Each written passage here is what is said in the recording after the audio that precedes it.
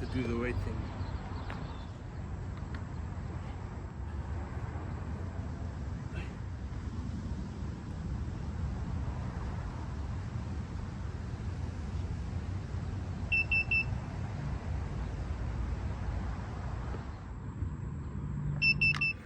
Is that for real? Is that for real? Is that for real? Is that for real? Hey. It's January. Happy New Year. And you know what's also happening in January? It's the 5 months update on me being on the Carnivore Diet. So we have got to put ourselves on the scale yet again. Now, it is Friday already. And the 3rd was on Tuesday, I believe. Wednesday. So Wednesday, I actually stepped on the scale. So I recorded that already. It was a cold day though. Clear day, but cold. It's colder now, also clear. Anyway, so I put myself on the scale on Wednesday. 2 days ago, 3 days ago, 4 days ago, whenever you get to see the video, or when the video is coming out. So we want to know, how well did we do over the holiday season? Huge success? Horrible fail? Somewhere in between? Let's find out together. Let's go look at the old footage from 3 days ago.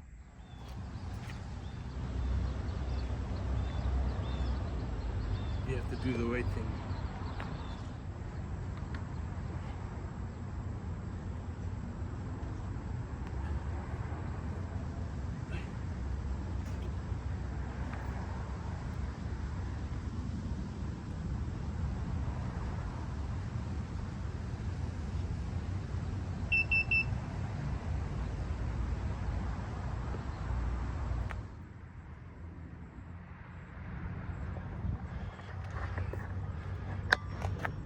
So one more time.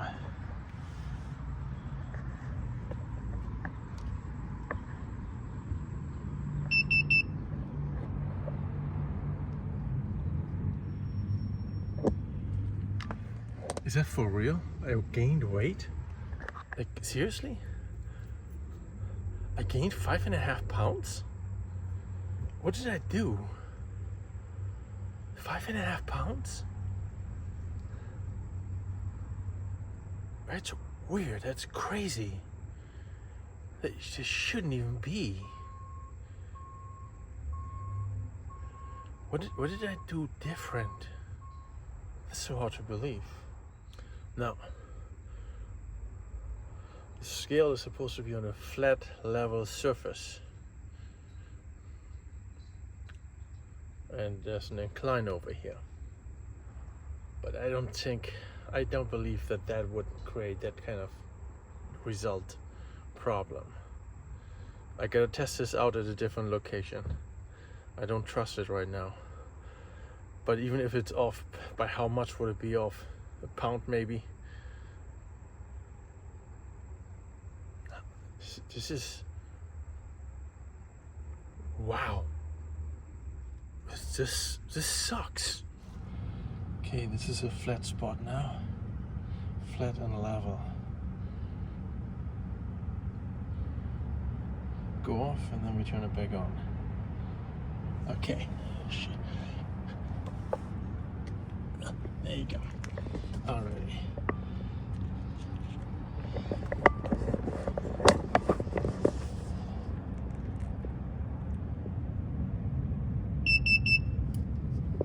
$346.4.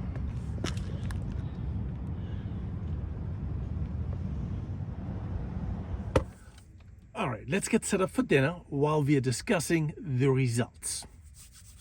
Okay, what do we have to do here? We get ourselves a nice big pack of pork. This is 2 pounds.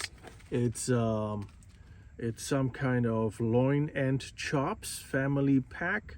There's 4 pieces in there, $2.99 a pound. It's just over 2 pounds, $6.13.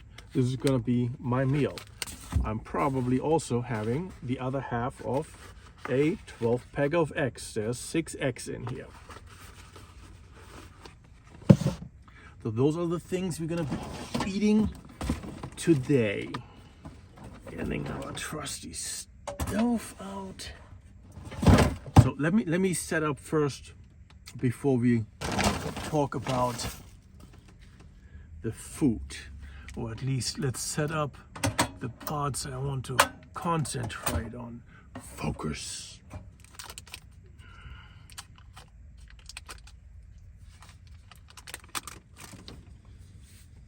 Okay, all right, I think we are ready to discuss this. All right, so what did we just see? We saw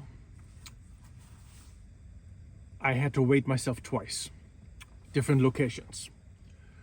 The first spot was at a pretty good slope, and the scale requires a flat level surface because it's digitally trying to level itself out, right?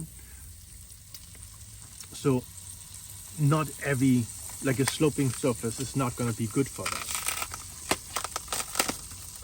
Now looking at the numbers on the first try, it appeared that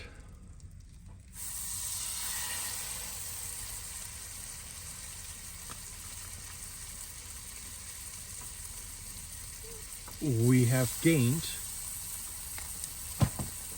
6 pounds.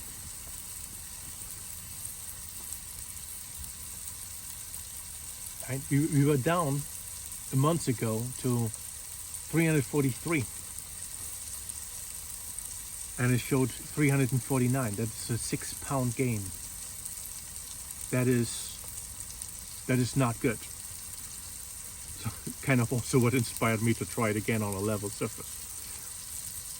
So in the second clip, we see the gain went down to only being relative 346.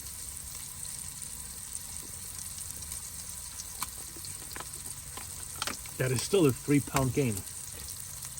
Exactly, it's a 2.8 pound gain.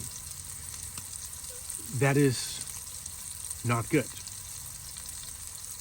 What was my expectations? My expectations was to be dropping a good amount of weight, and that didn't happen. And I think we need to analyze everything that happened over the last months to understand what actually happened here.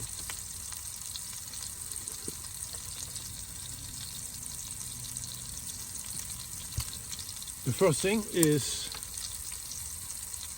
the big question: did I cheat on my diet? It's the holidays. Did I cheat? Did I eat the wrong stuff? Did I drink the wrong stuff? Did I do the wrong things? And the answer to that is a very loud and clear and resounding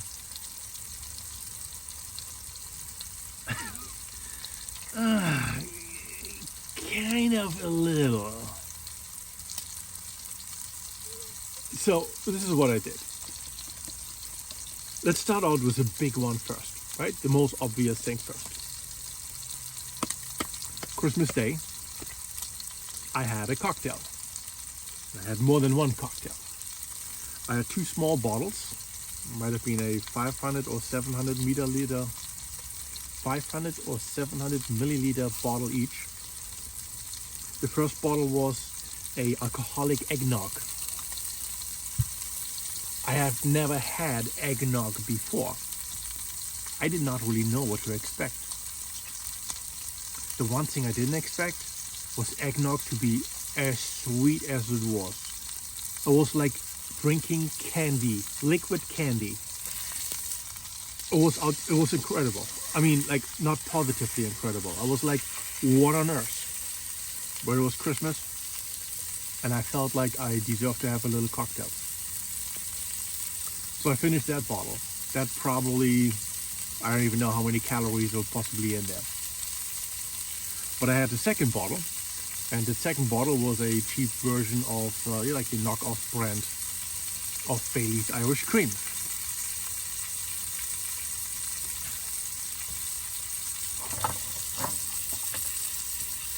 And that does not have the same kind of sugar content as the eggnog. It's delicious and quite drinkable, but most likely also has a ton of calories.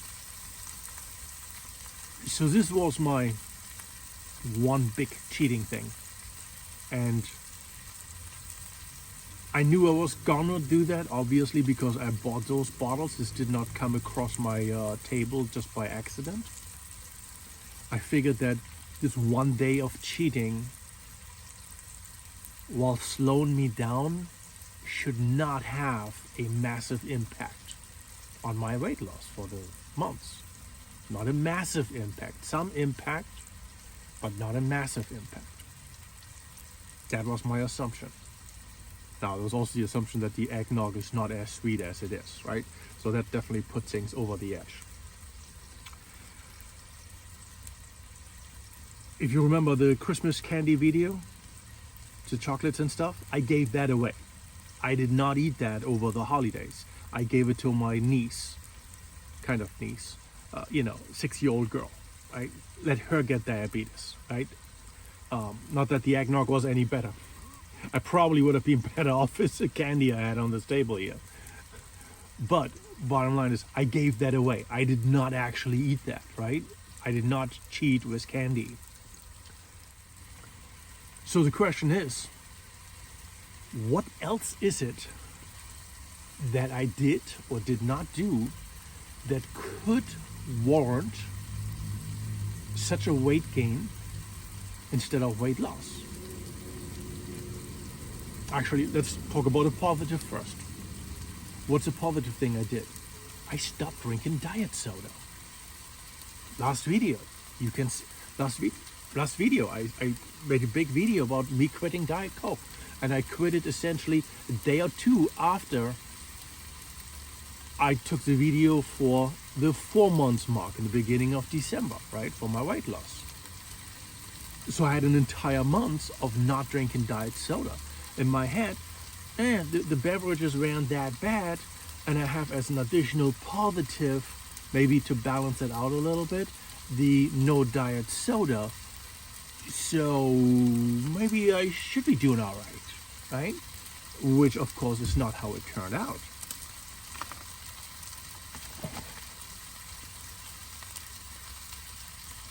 Now, does diet soda have a positive impact on weight loss? At this moment, I can't tell you because I don't have any numbers to tell you there's a difference. I gained weight, I didn't lose weight.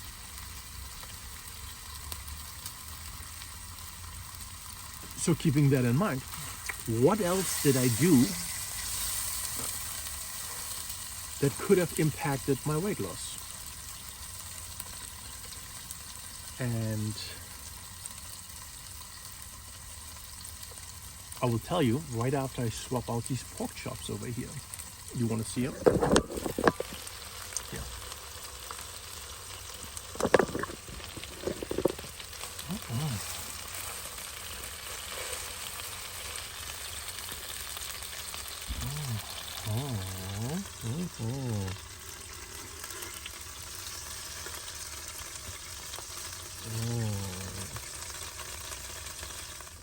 Look at these boys. So delicious. I'm gonna melt some fresh butter. Shouldn't take long. Yeah, as a matter of fact, that's probably good enough. And then I'm sticking some new pork chops in there. Alrighty. So what else did I do? Did I do anything to warrant weight gain? And the easy answer is yes. Two major factors. In December, busy months, holiday season, I needed to make sure I make money. And I started working earlier in the day. And because I worked earlier in the day, means also I ate earlier in the day. Because I eat my one meal before work. So if I eat early in the day, but I finish around the same time as before, what happens is I started being hungry by the time I was done with work. And not just by that time, usually like a few hours before. And I finish work at 4 in the morning, home in bed by like 6 in the morning or so. But then if by 1, 2 in the morning I feel hungry, nobody likes to be hungry. You should eat when you're hungry. Part of the Carnivore Diet says, eat when you're hungry. So what did I do? I ate after work. But I did not cook. So I bought something from the store that's easy to eat at that time of day without needing to cook. And what did I eat? That's a good question. Now, I didn't do this just one night. There were many nights where I was doing this. So let's take a look at something, because I saved some wrappers. There's different brands out there, and different brands, and they all have essentially the same numbers, right? There's something like this. It's essentially a grilled chicken, strips, white meat with some kind of seasoning on it. All kinds of different flavor profiles, grilled rotisserie. This is a Southwest, there's a Cajun, and there's a couple others, Italian, whatever, right? Again, brand doesn't matter. What matters is nutrition facts. And let's take a look at nutrition facts. I hope you can see it on the camera. Okay, we're looking for carbohydrates. What does it say? It says, let me read to you, total carbohydrates, 3 grams. Sugars is 1 gram of those 3. There's 2.5 servings in the package. Many times I would get 2 packages. It's half a pound. So 2 packages, 1 pound. That means 3 grams times 5, 2.5 times 2, right? 3 grams times 5 is 15 grams of carbohydrates, of which is a minimum of 5 grams sugar.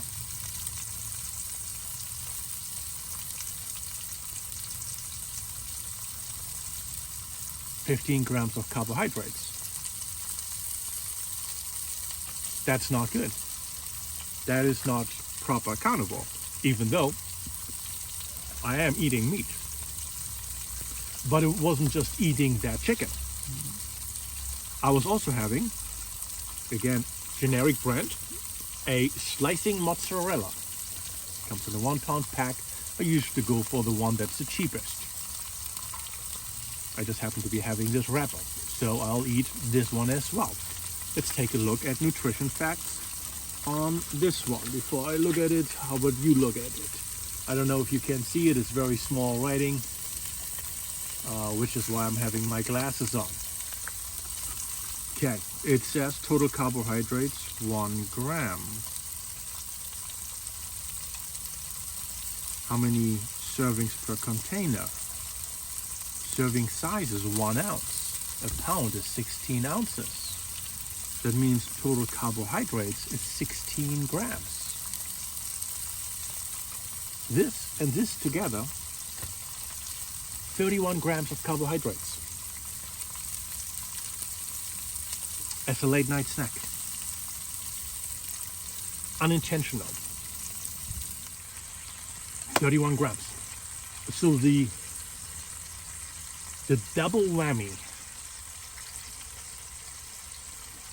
of late night eating and while eating high protein, also consuming 31 grams of carbohydrates just before bed, that combo will derail your diet. That is my conclusion. Because the meal that I have in the afternoon, it's meat, butter, salt, pepper. Meat, butter, salt, pepper. Right? There's literally nothing else on there. I'm cooking my own meat. Oh, eggs, perhaps. Right? So nothing I did during the day was bad. everything bad that I did was centered around that late night snack. So we actually have 3 factors, not just 2. So we have late night eating, which is bad. We have the carbohydrates that are bad. And in the end, we have a component of overeating, because my early meal is based on the fact that I eat only once, so it's larger. But because I got hungry later, having an additional meal of, in this case, 2 pounds, maybe it's only 1.5 pounds if I only get 1 pack of chicken. Let's say anywhere from 1 to 2 pounds. That comes on top of what I had already figured is what I need for my diet. So I'm overeating, I'm eating carbohydrates, and I'm eating it right before bed when I have the best chance of actually gaining weight with it. Now, could we say that if I haven't had that eggnog and Baileys on Christmas Eve, which is only like a week before, right, before I weighted myself, maybe if I didn't have that, I could have been at least flat? Perhaps. Maybe still lost a little bit of weight? Perhaps. But the fact remains that this combo by itself derailed my diet for months. So the harsh truth of weight loss for us fat people is that we cannot afford any shortcuts. None whatsoever. You'd think grilled chicken does not have sugars in it or carbohydrates. The food industry uses carbohydrates. Sometimes it's more as a coating to make things stick than it is with the intention of increasing calories or so, right? I don't want to necessarily say they do certain things on purpose, because I do not know their true intentions. But I do know that if you're trying to lose weight, what you do matters. And the thing that you need to do is to not take shortcuts. The harsh truth is that the moment you cut corners, you're going to get something that's not going to be beneficial for you. A skinny person can't get away with that. If you only need to lose 5-10 pounds, maybe it doesn't matter. But if you're overweight like I am, it matters a lot. And there's too much weight to lose, which will take too much time. This is not a question of a New Year's resolution of having to lose 5 pounds so I look better in my bikini for summer.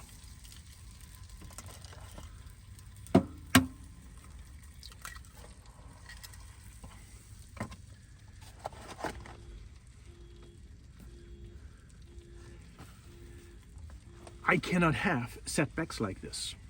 This was an entire month wasted. That means it's a month I have to add on till the end. If I, 246, right? If I want to get down to 200 pounds, if I lost 10 pounds a month, that would still take an additional 14, 15 months to get down there. But that's 15 months of losing 10 pounds a month.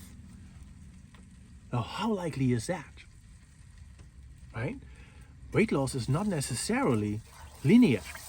I'm not going to be losing the same 10 pounds every week, am I? Probably not.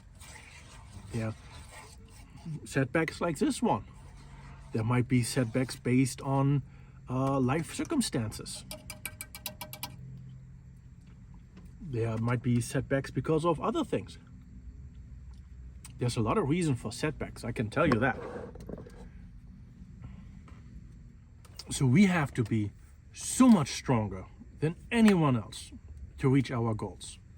It is all aspects of life. In order to exceed what other people are doing, you have to be stronger, better, faster than they are. Otherwise, you won't be able to exceed them. At best, you might be drawing even, which can be a good thing, but in the form of weight loss, what other people are eating, I can't afford to touch. I cannot afford to be weak. Every day I'm weak, I'm destroying 2 days of progress. Okay, so we need to be extremely vigilant. Do not give up, do not give in. Weight yourself on a monthly basis. I think regular weighting is absolutely necessary because you need to be inspired by your own progress. Because if you cannot see progress, you start to give up because you don't know what you're doing it for. As a fat person, I do not notice any kind of progress until the progress actually shows up very, very visibly, which is a long way down the road.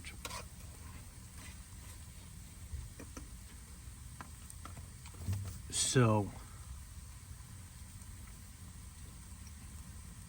I have been eating the right thing, but that extra thing is what pushed me backwards.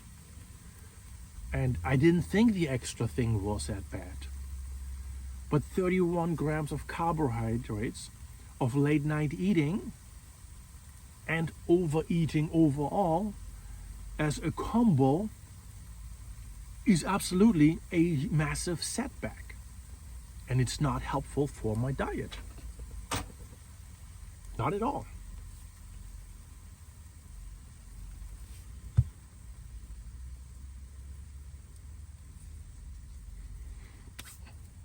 So I can't explain why I've gained 3 pounds. I think I can explain it. It makes sense to me. I'm trying to be honest about every little detail about what I have done. And those are the only things that I can identify that would have any kind of impact, because we are talking about things that you consume. It's food. If I only eat once a day, I know what I'm eating every day, right? I'm not buying food from a restaurant where I don't know what's in it. So we have to be very, very strict with what we do. Now, for normal people who don't live in a van and who have actually refrigeration, I would make a suggestion. Cook more than what you need to eat. As a matter of fact, if you can, cook things for the entire week where you just have one component that you cook fresh for a meal. I like for my meal a 2 kind of meat kind of combo because it adds flavor, it adds variety, texture, mouthfeel, the whole 9 yards, right? So you're not bored. So in my case, for example, I could be making pork chops, or rather a whole pork loin for the entire week, but I would be cooking the eggs fresh every day. This also means that if you have food in the fridge and you do feel or do have a craving, you're only going to be eating the actually approved, correct food that you have already created, instead of being subject to whatever you can find in a store or restaurant, on the road or wherever. So cooking, meal planning for the week can be a very important tool for us to avoid the pitfalls of poor decisions. Can be a very important tool for us to avoid the pitfalls of poor decisions along the way.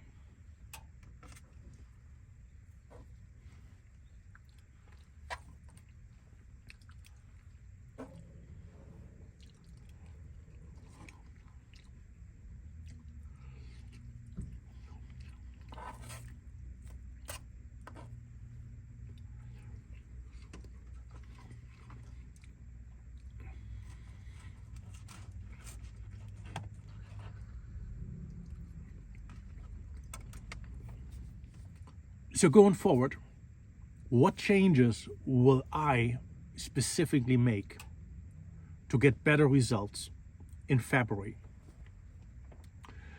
Good thing is, holiday season is over. I'm not gonna buy any more booze. That clearly was a fail. Twice. So no more booze. Not that I'm drinking much booze in the first place, or beer or anything really. This was just a holiday treat, and it was not good. Besides that, when I was done drinking those 2 bottles, the next day I felt like absolute crap, and I had diarrhea. The next day was not a happy day. I can tell you that much. So yeah, I'm not interested in that. How I ever used to feel like this pretty much every day, I do not know. How I thought that was natural or normal. So no more alcohol. Easy to do, there's no holidays coming up. The second thing is, this is probably the harder one. No late night eating. I literally have to bite my way through it. What I can do is drink a glass of water before bed. The irony is that if you don't eat before bed, you are not actually hungry when you wake up. So you can't go to bed hungry and wake up not hungry. It's just that we have to let the hunger sit there. And it's easier actually, technically. It's harder to fall asleep because it's on your mind. But your body does its thing overnight too. And if you go to bed with an empty stomach, you're not going to be hungry when you wake up. You actually feel most likely somewhat energized. Right? So that's the second thing. No late night eating. The third item, I'm not going to consume any more of that kind of chicken or anything else that comes in a package like that. And I'm not going to consume any more cheese. I know for me, cheese is like a gateway drug. It's a trigger. I love cheese. I'm not going to have just one bite or one piece. I'm going to eat the whole thing. I love cheese. And it's possibly because there's sugars in there. Right? These are natural sugars, it's fine, right? But they are in there.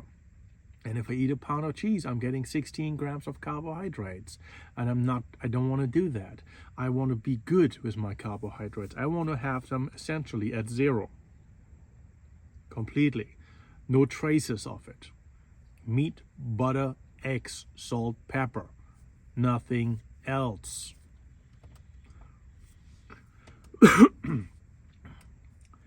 But I'm gonna go one step further. The butter that I used to buy was salted butter, which is super delicious actually. But I'm gonna switch over to a non-salted butter. So I just have to use up, I've got like 2.5 sticks left. I'm gonna use up my salted, and then I'm gonna have unsalted butter. And I try to cut back on the salt I put on my food. Salt helps you to retain water. Now, we need salt in our diet,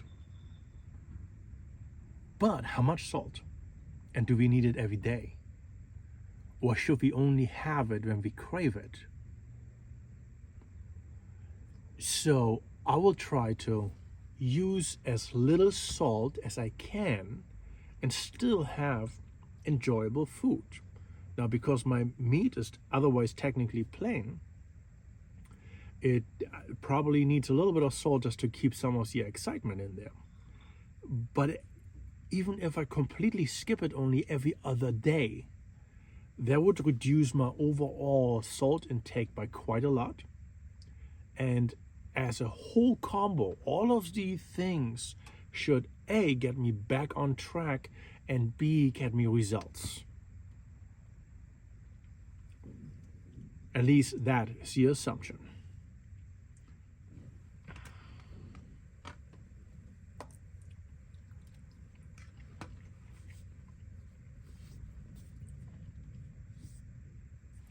And starting with that today, well, after today's meal, because I still have salted butter, of course, and added some salt to it as well. But after today, this is what's going to be happening. And it's just the ugly, hard truth of weight loss, that us fat people cannot afford any kind of shortcuts. We need to be vigilant, and we need to be vigilant for a long time. And that's not easy, right? You're asking people who have already low willpower resistance to food to be more resistant than those people who have resistance to food, right? It's a mental game, 100%. It's all up here, mind over body. You can control your body to some degree. You can fight back against your body, and it's extremely difficult, and it's the reason why most people fail, right? It's not because they can't, it's because they can't mentally keep up, and that's hard. You need to be positive in order to do so. You need something positive in your life in order to do so, and you need to be motivated, and you need to have, if you have people around you, you cannot have negative people around you, because they will drag you down. Their bad behavior, poor behavior, will encourage you to do so as well, because it's very hard to say no when everyone else around you says yes, right? That's why if you live in a household with multiple family members, it's usually better for you as the one who needs to lose that weight if everyone goes on a diet. But now you're telling skinny people to go on a diet, and they're gonna be like, no, screw you, I'm not gonna do this. Why would I want to do this? I don't have to go on a diet. You need to. You do it on your own, right? They are not actually supportive because they don't want to restrict themselves. They can afford not to restrict themselves. And they don't understand why or how their own behavior will impact your ability to pull through what you need to do. So very, very difficult. And if you want to know what positive things are going on in my life, what positive things are the ones that inspire or drive me, that make me happy, stay tuned for my next video about goals for 2024. This is when I'm going to be telling about everything that really happened in the last year and what the goals are for the new year. So in the meantime, stay tuned, subscribe, like, comment on the videos, share them if you found them interesting and worthwhile for other people. And I wish you all a wonderful weekend. Stay strong and continue with the fight against everything that impacts you negatively. Peace out.